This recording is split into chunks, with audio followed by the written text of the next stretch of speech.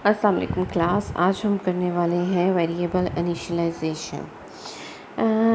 Variable initialisation की एक point आपने याद रखना है, कभी भी नहीं भूलना। जब हम वेरिएबल को डिक्लेयर करने के दौरान ही उसकी वैल्यू दे देते हैं, that is called variable initialisation. Initialise होता है कोई इनिशियल वैल्यू से दे देना, किसी भी वेरिएबल या किसी भी चीज़ को उसकी इनिशियल शुरू की वैल्यू दे देना। That's why it is called variable initialisation. इसमें क्या है, the process of assigning value to a variable at the time of declaration is known as variable initialisation. Declaration के वक्त वेरिएबल को कोई भी वैल्यू देना, डिक्लेरेशन के वक्त, keep that in mind. Variable initialisation हम डिक्लेरेशन के वक्त करते हैं, जब हम वेरिएबल को डिक्लेयर कर रहे होते हैं, that is called variable initialisation. Value देने का प्रोसेस क्या है, हम इक्वल टू का साइन लगाते हैं, ठीक है। The equal sign is use to initialise a variable. Variable name is written on the left side of the equal to sign and the value is written on the right side of the equal to sign. The compiler automatically allocates the required memory for the variable when it is declared. The memory location may already contain some data that is meaningless for the program. अच्छा, हमारा जो compiler होता है या जो memory location में वो allocate करता है चीज़ों को, जैसे जैसे रीड होता है, तो जो मेमोरी लोकेशन होती है वहाँ पे गार्बेज डाटा पड़ा होता है, उसे हमने रिमूव करना होता है, क्योंकि बाज़ औक़ात वो गार्बेज डाटा हमारी प्रोसेसिंग में इंटरप्ट क्रिएट कर देता है और हमारे रिज़ल्ट को मतलूबा तो फॉर्म में नहीं लेके आता, डिज़ायर्ड फॉर्म में नहीं आता। वेरिएबल इनिशियलाइजेशन की ये होता है कि जैसे ही वेरिएबल डिक्लेयर होता है वो कोई ना कोई मेमोरी लोकेशन लेता है जाके, और जैसे ही वो कोई मेमोरी लोकेशन लेता है तो साथ साथ वो अपनी वैल्यू भी लेके जाता है, इनिशियल वैल्यू। इस सूरत में क्या होता है, जो गार्बेज डाटा है या मीनिंगलेस डाटा है वो रिमूव हो जाता है और उसको ओवरराइड कर देता है हमारा इनिशियल वैल्यू जो हमने इनिशियलाइजेशन के दौरान दी होती है, ठीक है। It may produce unexpected result in some computation. Garbage value के बारे में बता रहे हैं कि वो अनएक्सपेक्टेड सा रिजल्ट आपको दे देती है। हर वेरिएबल को इनिशियलाइज करना बेहतर है, दैट इज़ नॉट कंपल्सरी कि आप इनिशियलाइज करें, but it would be better to initialise a variable to avoid the problem of garbage value.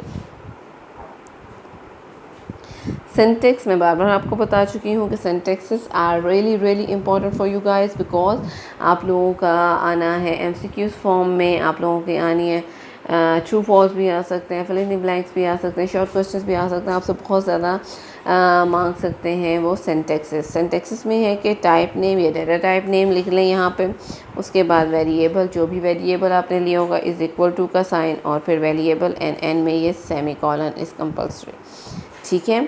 Type name क्या इंडिकेट करिए, डेटा टाइप उस वेरिएबल की डिक्लेरेशन का अगर सेंटेक्स आप रिकॉल करें तो क्या होता है, data type variable name semi colon. यहाँ पे टाइप नेम भी डेटा टाइप नेम को रिप्रेजेंट कर रही है, वेरिएबल रिप्रेजेंट कर रहा है जो वेरिएबल आपने डिक्लेयर किया हुआ है, इज इक्वल टू का साइन रिप्रेजेंट कर रहा है कि हम कोई वैल्यू असाइन कर रहे हैं, और जो राइट साइड पे वैल्यू मौजूद है that would be represent the value that is going to be assign to a variable at the time of declaration, ठीक है। एग्जाम्पल्स इसकी देख लें, ये है इंटीजर टाइप का एक वेरिएबल है n इज़ इक्वल टू 100, उसके अंदर कौन सी वैल्यू गई है 100। अच्छा, जैसे ये लाइन एग्जीक्यूट होगी क्या होगा, अगर हम इसे कंप्यूटर मेमोरी यहाँ बनाते हैं तो एक वेरिएबल बनेगा कंप्यूटर मेमोरी के अंदर n, और उसके अंदर वैल्यू आ जाएगी 100। एड्रेस की बात करते हैं, एड्रेस हमारी कंसर्न में नहीं होता क्योंकि कंप्यूटर मेमोरी ऑटोमेटिकली एलोकेट करते, कुछ भी एड्रेस हो सकता है, ठीक है। Here n represent variable name and 100 represent value। अच्छा, this is called initialization. So simple से इसकी डेफिनेशन है, डिक्लेयरिंग अ वेरिएबल और assigning a value to a variable at the time of declaration is called variable initialization. अच्छा, यहाँ पे difference आप लोगों से बहुत दफ़ा पूछा गया आपके पेपर में, शॉर्ट क्वेश्चन की फॉर्म में आ जाता है या हार्डली 3 मार्क्स की फॉर्म में आ जाता है, ठीक है, जिसमें वो आपसे सेंटेक्स भी पूछ लेते हैं कि आपने सेंटेक्स भी दिखाना है कि डिक्लेरेशन का सेंटेक्स क्या है और वेरिएबल इनिशियलाइजेशन का सिंटेक्स क्या है, वो भी आपने देख लेना है। अच्छा, यहाँ पे वो बात कर रहे हैं, discuss the difference between the declaring and defining a variable. Declare करना और वेरिएबल को डिफाइन करने में क्या फ़र्क है। जस्ट अ सेकेंड, थोड़ा सा मामूली सा इनके अंदर फ़र्क है। वेरिएबल डिक्लेरेशन के अंदर क्या स्पेसिफाई करते हैं, name, type of variable to the compiler. Compiler को हम बता रहे होते हैं कि वेरिएबल का नाम क्या है और उसकी डाटा का टाइप क्या है। It doesn't allocate memory location for the data to be stored in a variable. ये मेमोरी लोकेशन एलोकेट नहीं करता। कंपाइलर को हम डिफाइन कर रहे होते हैं डिक्लेरेशन में कि हम डिक्लेयर कर रहे होते हैं कि फ़लाँ वेरिएबल है, इस वेरिएबल का ये नाम है और इस वेरिएबल की ये डाटा टाइप है।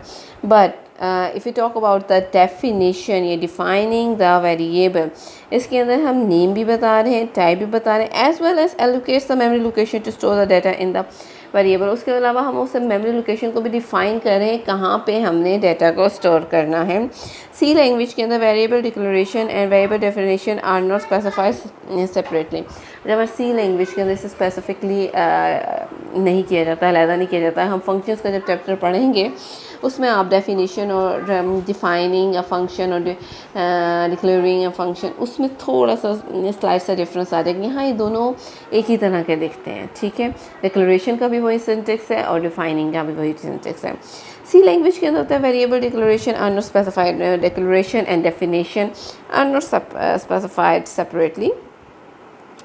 The variable definition is automatically performed when a variable is declared। यानी कि देखो अभी तक आपने कोई भी सेंटेंस देखा है वेरिएबल डेफिनेशन का? No, we had only read about the variable declaration। हमने सिर्फ variable declaration के लिए देखा है। So it means in C language definition and declaration both are similar, there is not a specific difference between them, though the definition of both values are different। like declaration के अंदर memory allocate नहीं होती, but definition के अंदर memory allocate होती है, लेकिन जब आपका variable declare हो तो वो automatically define भी हो जाता है, ठीक है। it means that variable declaration also allocates the memory required by the variable to store the data because it is also defined in the process of declaration, so memory allocation would be happened।